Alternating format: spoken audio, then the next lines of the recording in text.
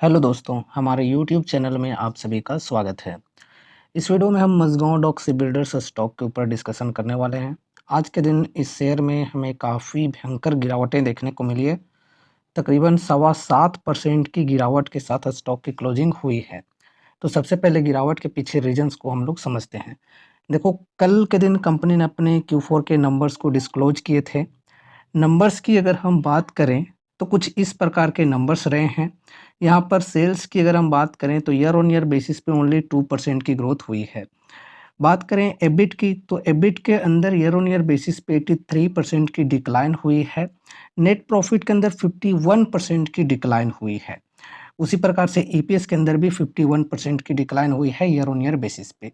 तो ये थी मेन रीज़न गिरावट के पीछे। आज के दिन इसी वजह से शेयर में गिरावटें हुई हैं, क्योंकि कंपनी के जो Q4 के नंबर्स हैं, वो काफ़ी वीक दिखने को मिले हैं।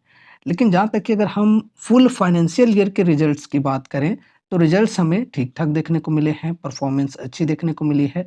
देखो, यहाँ पर मार्च 2024 और मार्च 2025 के रिजल्ट्स की बात करें तो सेल्स के अंदर देखो अच्छी ग्रोथ हुई है। 9467 करोड़ से बढ़कर कंपनी की सेल्स 11,432 करोड़ पर पहुंच चुकी है, यानी कि ईयर ऑन ईयर बेसिस पे 21% की ग्रोथ हुई है। अगर हम बात करें ओपीएम के परसेंटेज की तो 15 टू 18% की ग्रोथ यहाँ पर देखने को मिल रही है। फिर यहाँ पर नेट प्रॉफिट 1937 करोड़ से बढ़कर 2414 करोड़ पर पहुंच चुकी है, यानी कि परसेंटेज वाइज अगर हम बात करें तो नेट प्रॉफिट के अंदर 25% की ग्रोथ देखने को मिल रही है। ये फुल फाइनेंशियल ईयर की डेटा है, ठीक है। तो डबल डिजिट की ग्रोथ देखने को मिल रही है। तो ओवरऑल अगर हम एक फाइनेंशियल ईयर से दूसरे फाइनेंशियल ईयर को कंपेयर करके बात करें तो ग्रोथ अच्छी है, ठीक है। बस यहाँ पर हमें क्या डिक्लाइन देखने को मिल रही है कि ईयर ऑन ईयर बेसिस पे, मतलब पिछले साल के मार्च क्वार्टर की जो प्रॉफिट थी, उसके कंपैरिजन में इस बार जो प्रॉफिट्स हैं वो काफ़ी ज़्यादा गिरे हैं। 663 करोड़ से गिरकर 325 करोड़ पर पहुंच चुकी है। एबिट की बात करें तो 83% से गिरावट आई है। तो यही मेन रीज़न थी जिसकी वजह से आज के दिन शेयर में हमें काफ़ी ज़्यादा सेलिंग प्रेशर देखने को मिली है। बाकी कंपनी ने डिविडेंड की अनाउंसमेंट भी की है RS 2.71 रुपए पर इक्विटी शेयर पे, ठीक है। अभी एजीएम की मीटिंग होनी बाकी है इससे रिलेटेड, फिर हमें रिकॉर्ड डेट वगैरह की इन्फॉर्मेशन मिल जाएगी। एक और यहाँ पर इन्फॉर्मेशन है रिसेंट की, कि एक खबर आई थी 44,000 करोड़ के ऑर्डर की, ठीक है। इंडियन नेवी के द्वारा एक ऑर्डर मिलने की ये खबर आई थी। तो इसके वजह से भी शेयर जो है ये फोकस में था उस समय। ये रिसेंट की खबर है, लेकिन ये सोर्सेज के मुताबिक ये खबर आई थी। ये ऑफिशियल खबर नहीं आई थी, ठीक है। तो यहाँ पर देखो ये 44,000 करोड़ की एक न्यूज़ आई थी। तो उस वक़्त शेयर जो है ये काफ़ी फ़ोकस में थी। यहाँ पर देखो किस चीज़ के लिए यहाँ पर देखो बताई जा रही है, फॉर 12 एडवांस्ड माइन स्वीपर्स और माइन काउंटर मेजर वेसल्स, ठीक है, फॉर द नेवी।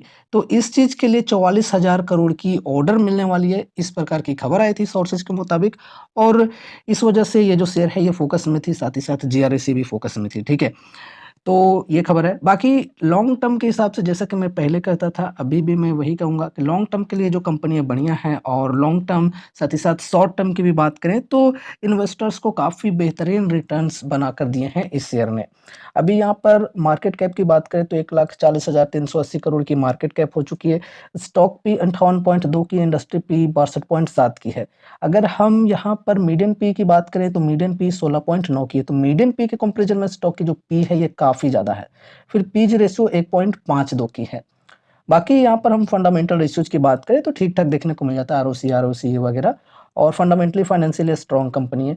देखो दोस्तों, रिसेंटली शेयर ने काफ़ी शानदार रैली दिखाई थी और इन्वेस्टर्स को शॉर्ट टर्म में काफ़ी शानदार रिटर्न्स मिले हैं। अगर हम यहाँ पर 2000 के जो सपोर्ट की लेवल है यहाँ से बात करें, जो हाई बनाई है recently, all time high share ने यहाँ तक की, तो तकरीबन 85% के गेन्स मिले इन्वेस्टर्स को, काफ़ी शानदार गेन्स मिले हैं। ठीक है? अब देखो यहाँ पर जो हाई बनी है, यहाँ से तकरीबन 6-7% स्टॉक जो है ये नीचे आ चुका है। तो क्या यहाँ पर हमें बाइंग करना चाहिए? जी नहीं, 6-7% की जो गिरावट होती है, ये बहुत बड़ी गिरावट नहीं होती है। यहाँ पर हम ऑल टाइम हाई के ही लगभग मानकर चल सकते हैं। तो ऐसे में बाइंग करना काफ़ी रिस्की माना जाता है।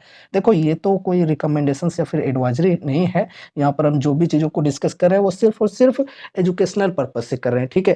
तो कोई भी इन्वेस्टमेंट रिलेटेड डिसीजंस लेने से पहले अपने फाइनेंशियल एडवाइज़र से कंसल्ट करना बिल्कुल भी ना भूलें, ठीक है? और यहाँ पर बाइंग करने के लिए इन्वेस्टर्स को काफ़ी शानदार अपॉर्च्युनिटीज़ भी मिले थे इधर के लेवल पे, हमने उस वक़्त डिस्कस भी किया था।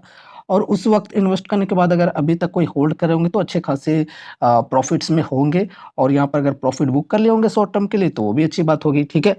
अब देखो यहाँ पे अगर शेयर में बड़ी गिरावटें आती है तो वो भी हमारे लिए एक अपॉर्च्युनिटी हो सकती है, लॉन्ग टर्म इन्वेस्टमेंट के पॉइंट ऑफ व्यू से कह रहा हूँ, ठीक है?